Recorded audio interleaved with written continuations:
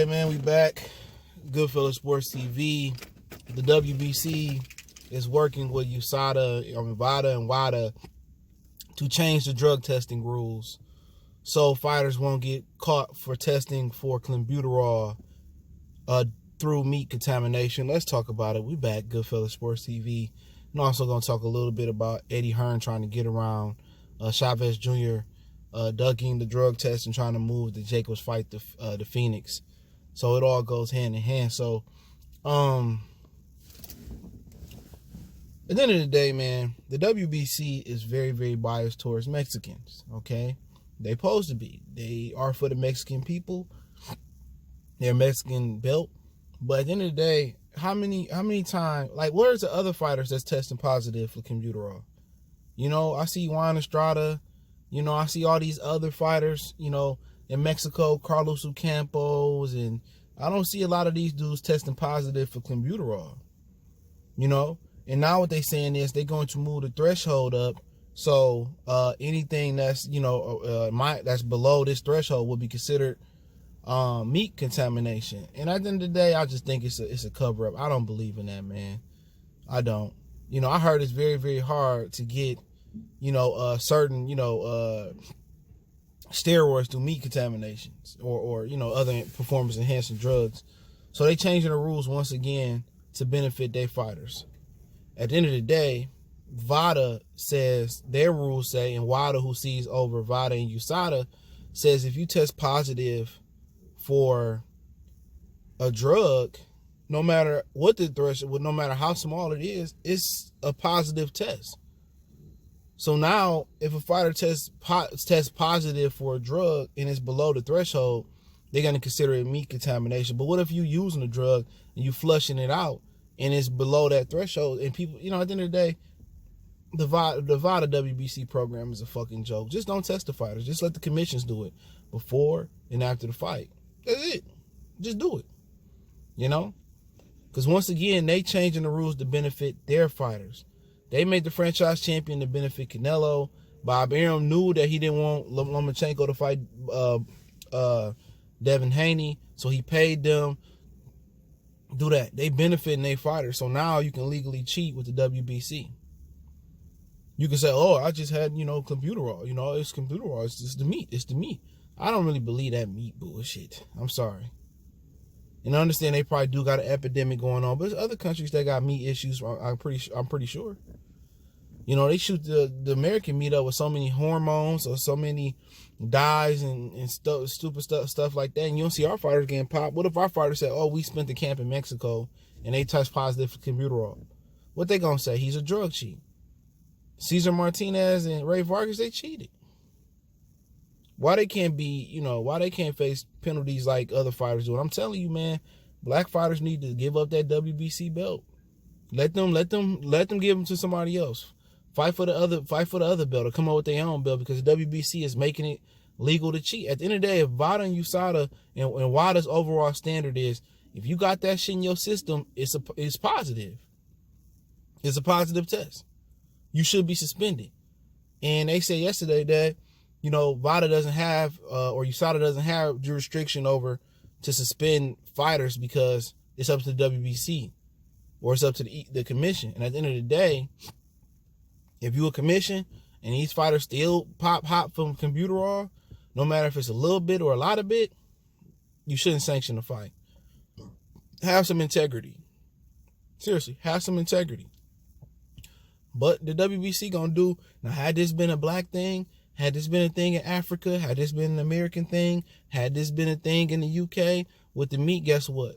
Dudes would have been thrown away, locked away, and the key would have been thrown in the abyss. It'd have been thrown in the Bermuda Triangle. So at the end of the day, what can we say? What can we complain about at this point? The WBC do what they want to do, and black fighters not gonna stand together. They say, oh, I don't want the franchise champion, you know, this and that. Mandatories may make the sport cool. Then they drop the whole belt. You know, come on with your own belts. PBC are your own wave. Y'all come on with your own belts. When nobody battle, all right, let the rest of them have the rest of the belts. But then you got Eddie Hearn, all right, trying to work around Chavez missing a drug test. And this is the hypocrisy in this. Danny Jacobs and his trainer Andre Rozier accused Jamal Charlo for using steroids, right? But then again, yet again, they're about to probably fight their second positive steroid fighter in a row. They fought Canelo Alvarez. Didn't really bring up the computer raw test. It might have been a gag order or a non-disclosure agreement, or the fight would be off or whatever the situation may be, okay? Now you fighting Chavez Jr. that's ducking a drug test. Now Chavez could have called you and say, "Oh, it was a little bit of white girl oil, some marijuana. It wasn't nothing serious. I just didn't want to jeopardize the fight." So at the end of the day, ain't no telling what that man had in the system. What he gonna say? I had some bad meat. Had the same meat Rey Vargas, Canelo, and Cesar Martinez had. See, Danny Jacobs a hypocrite. He don't want to fight Charlo. He moves up in weight to fight Chavez. Chavez ducked a drug test. That's as good as a failed drug test.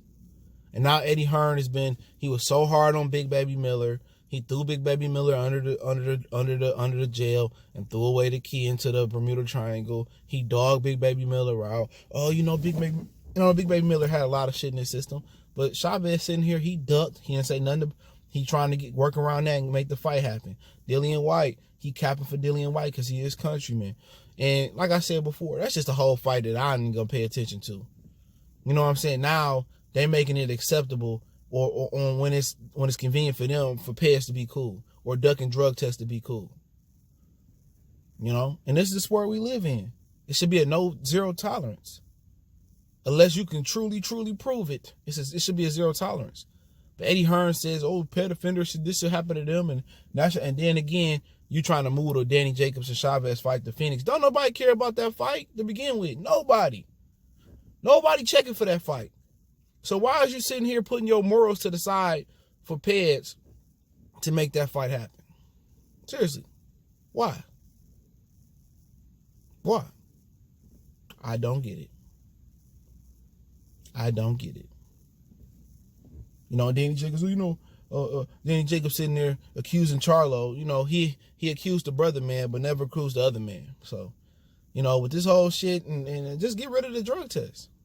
If we gonna let people legally cheat, we gonna change the standards of WADA, USADA, and we gonna let dudes legally cheat, or we just guys get popped the drug test, and we just gonna move the fight to another state.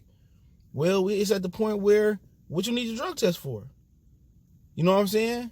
Same thing with Nate Diaz. Oh, it was from this supplement. No disrespect to him, but he said he don't take supplements. He get all his food from Whole Foods. He get all his nutrition from Whole Foods.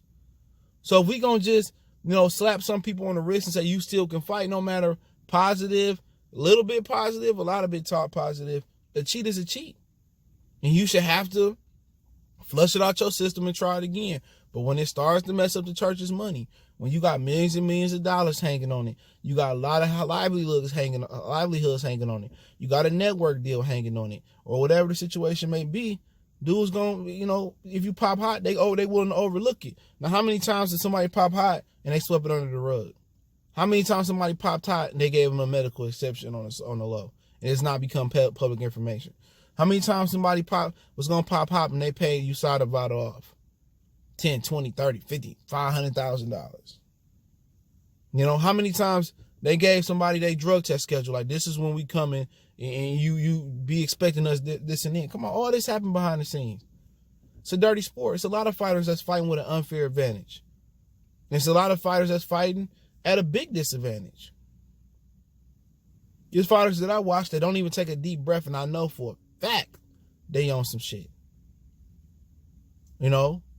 Get up from a knockdown, crack that neck and keep fighting. But it's the sport we live in. USADA and VADA ain't always been a part of the game. It ain't. So it ain't nothing new. But hey, it's Goodfellas Sports TV. Let me know what you guys think. Don't forget we on Facebook, Instagram, Twitter. Reach out to the email if you got business, question, inquiry, sponsorship, or video requests. Keep sharing the videos. Want to make a donation? That link's in the description. Best way to donate is share the videos. And let me know what you guys think about this. I'm gonna talk about the Nui Donaire fight later tonight. I gotta watch the fight. I got stuff I gotta be doing, man. But hey, let me know what you guys think. Share the videos and blessings. Hopefully everybody having a good day. It's your boy CJ Goodfella, Goodfellas Sports TV. Check out our boxing playlist. boxing rumors, boxing news, heavyweight, middleweight. We got NBA, NFL playlist, the whole shebang. One time for the one time we go.